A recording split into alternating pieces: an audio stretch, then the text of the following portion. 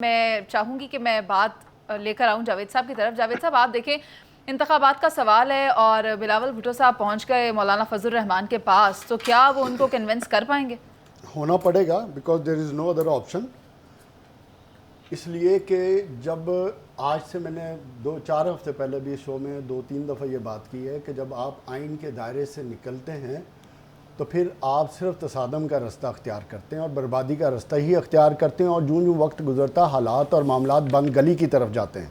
और आज हालात इस नहज पर पहुँच गए हैं कि सुप्रीम कोर्ट की सुप्रीमेसी भी आज स्टेक पे है और वो भी बंद गली में है।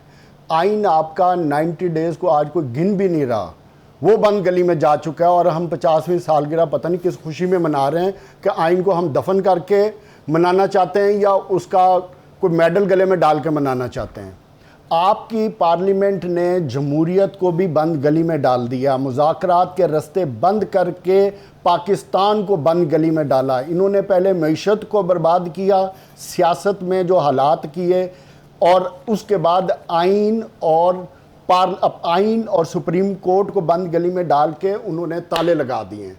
अब रास्ता क्या निकलना है? रास्ता फिर वही पॉलिटिकल और सियासी जमातों ने निकालना है। आज सुप्रीम कोर्ट ने जो बात की है, मैं ये समझता हूँ जो कल मीटिंग हुई है उसके साथ थोड़ा सा रिलेट करके चलें। आज भी सुप्रीम कोर्ट ने गुंजाइश दी है, बातचीत की दी है, जिसकी आसिफ अली जरदारी ने अप्रिशिएट किया। वो इसलिए कि आज भी मैं ये समझता हूँ क्योंकि बिलावल भुट्टो जरदारी ने कल की मीटिंग में बरमला इनको कहा कि हमें मिल बैठ कर रास्ता निकालना है। आसिफ जरदारी ने अपने इंटरव्यू में कहा कि अगर हम महीना 2 महीने पीछे आ सकते हैं तो बैठ के, बिकॉज कल जो मैंने बात की थी वो मैंने बात की थी कि किसी की रिसवाई में पाकिस्तान की रिसवाई नहीं हो सकती। आज अगर पार्लियामेंट को अंडरमाइन करते हैं तो यह भी पाकिस्तान की रिसवाई है। सुप्रीम कोर्ट की को अंडरमाइन करते हैं, आइन को अंडरमाइन करते हैं, तो इसमें भी पाकिस्तान की रिसवाई है। हमें किसी को रिसवा नहीं करना। मैं ये समझता हूं कि रास्ता निकलेगा और रास्ता निकलने की तरफ हम जा रहे हैं, और वो रास्ता ये है कि बातचीत के जरिए, मुफाहमत के जरिए ये कोई ना कोई रास्ता निकाल लेंगे। लेकिन सबसे बड़ी रुकावट मियाँ नवाज शरीफ है। मियाँ नवाज शरीफ तसादम चाहते हैं। मियाँ नवाज शरीफ चाहते हैं ना खेडेंगे ना खेडन देंगे की पॉलिसी पे। अच्छा। वो चाहते हैं कि अगर इलेक्शन, उनको पता है कि इलेक्शन हो गए तो मेरी सियासत खत्म हो जाएगी, क्योंकि बिलावल भुट्टो जरदारी इसलिए ये बातचीत का रास्ता रखते हैं कि उनको पता है कि उनका सिंध में हुकूमत है, इनकी कहीं भी हुकूमत बनती नजर नहीं आ रही। यही है ना कि सब मिलकर बैठेंगे तो लेकिन इसमें रुकावट नवाज शरीफ है। आर्टिकल 184(3) जो है वो मजलूमों के लिए है और उनकी आवाज़ के लिए है, तो लेकिन ये इसलिए इस सिलसिले में स्पेसिफिकली इस्तेमाल क्यों नहीं होता? मैं चाहूँगी जावेद साहब आप ही बता दें।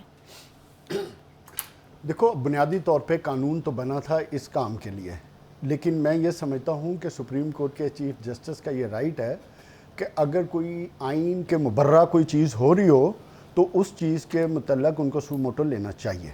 मैं इस चीज़ के हक़ में हूँ।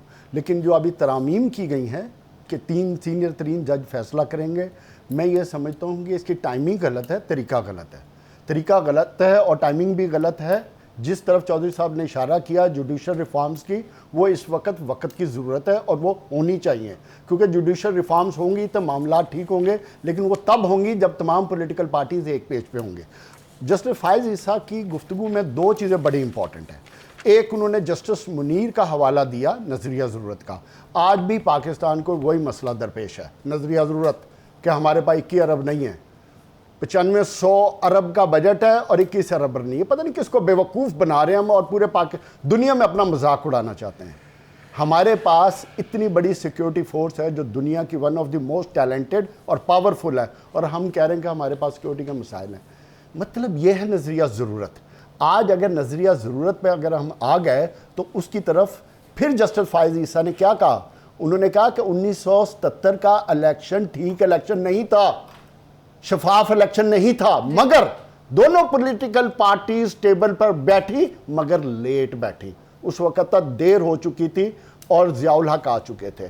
तो आज भी अगर देखा जाए तो पाकिस्तान उन्हीं मसाइल में घिसा हुआ और उस बंद गली में दाखिल हो गया है कि जहां से निकलने का रास्ता बिलावल भुट्टो जरदारी, आसिफ जरदारी और इस वक्त चीफ जस्टिस भी आपको मौका दे रहे हैं, और यह तीसरा मौका है। और सियासी जमातें, अगर जिस मुल्क में जमहूरियत होती है, आइन होता है, वहां तमाम पॉलिटिकल पार्टीज एक एक कदम पीछे होके अपनी सेल्फ स्टीम और ईगो से निकलकर टेबल पर बैठ के मसले का हल निकालते हैं। तो मैं ये समझता हूं कि इन तमाम हालात को देखते हुए पॉलिटिकल पार्टीज को बैठ के निकालना चाहिए, और जब रास्ता निकलेगा तो फिर रिफॉर्म्स करें, आईनी रिफॉर्म्स करें, तमाम मिल बैठ के जो मसले का हल है, ताकि आने वाले वक्त में हमें इस तरह की पेचीदा सिचुएशन की तरफ ना घसीटा जा सके। बात करनी है सर, एक सीरियस बात है जावेद साहब, मैं हर्फ पर हर्फ जाऊंगी। वो ये है कि खान साहब कहते हैं वाज़ेह है कि दहशतगर्दी का ये राज पीडीएम की कठपुतलियों के जरिए नहीं, बल्कि एक ताकतवर के जरिए कंट्रोल किया जाता है जो खुद को कानून से बालातर समझती है। खान साहब कहाँ इशारा कर रहे हैं? मुनीज़, ये जो उन्होंने ये बात की है ना, देखो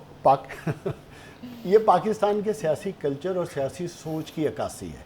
बुनियादी तौर पे अगर आप पिछले 35-40 साल की पाकिस्तान का सियासी रवैया देखें ना, कि नवाज शरीफ ने कितने केसेस बनाए बेनज़ीर भुट्टो के ख़िलाफ़, आसिफ जरदारी साहब के ख़िलाफ़, और इसी तरह नवाज शरीफ के ख़िलाफ़, और इसी तरह जब नवाज शरीफ जेल में गए तो इमरान खान ने कितने केसेस बनाए नैब के, मतलब पीडीएम के, इस वक्त मुस्लिम लीग के ऑलमोस्ट सारे ही मिनिस्टर अंदर थे।